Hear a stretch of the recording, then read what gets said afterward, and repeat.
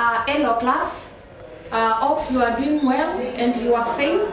Our today's lesson I wanted us we discuss about introduction to the causes of surgical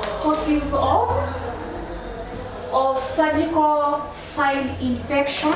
Our today's objectives are state common germs, causes, risk factors of surgical site. Next objective, list classification of surgical wounds, and next objective, list others factors that lead surgical site infections, and last objective, state ways of preventing surgical sites infection. Now let's move to the first objective, whereby state common germs, the common germs that causes risk factors of surgical site. Those are germs, let's say the most common, the germs that lead the surgical infection include bacterial staphylococcus, bacterial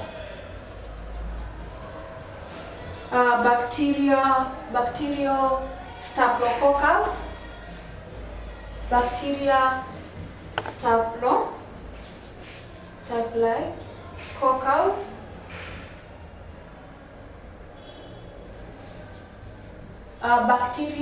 staphylococcus, and then there is streptococcus, and there is pseudomonas, and these staphylococcus diseases.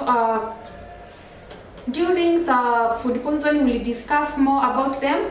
Bacteria staphylococcus, whereby this bacteria it comes from the contamination, and also streptococcus. Then when we talk about these germs, it come out of let's say from when the surgery, the part of the surgery come contacts to the contaminated area. That is why the patient are not supposed to touch the wound with bare hands, because it can get contaminated. And also there is that is now the first one. Now the second one, state classification of surgical wound. Classification of surgical wound include classification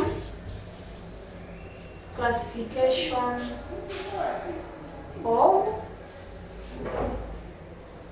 surgical wound,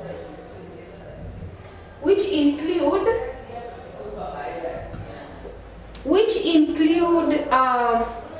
clean wound. There is clean contaminated wound, there is contaminated wound, and there is dirty wound. Now when we talk about the clean wounds,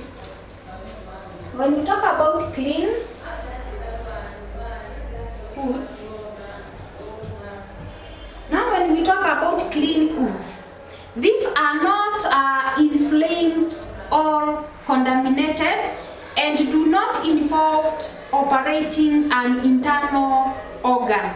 Now this is the wound that are maintained away from contamination. It maintained with a high standard of hygiene. Because if the wounds are maintained with the standard that are needed, now that wound it has the high chances to heal.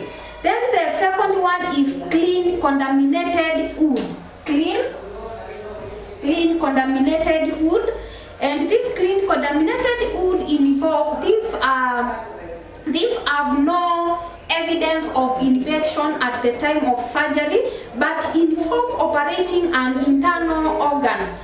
Now we are told this is there is no evidence of infection. There is no any evidence of to say that surgery part it has an infection, but the time of this during the time of the surgery, but it involves operating an internal organ. But during the process, it starts formulating such kind of signs of contaminated.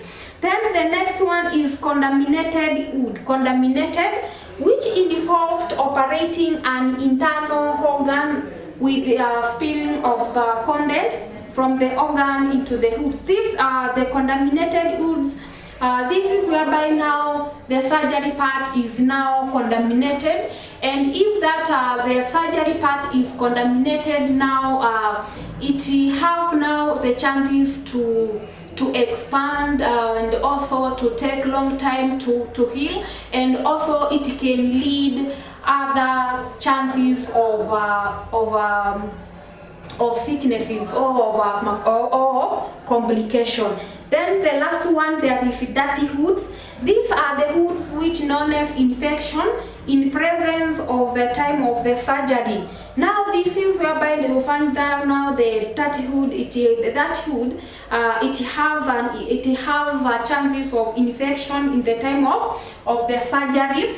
And then there is other factors of surgical and symptoms of infection, which include having surgery at the last more than 2 hours, having other medical problems, being an elderly adult, and also being overweight, smoking, having cancer, having diabetes, having emergency surgery, such kind of things. Now there is the last objective. Now there is the ways of preventing surgical site infection, how we can prevent by maintaining high standard of hygiene, and also stop smoking, because the smoking, it can lead some other complication, and also avoid touching the surgical side, and especially with bare hands, and also you can use antibiotics. Now those can lead the prevention of surgical site infection. Now that is our today's lesson. Now during the lesson chat, lesson Zoom, we will discuss more about, and if there is any question, you are free to ask question. Have a good day.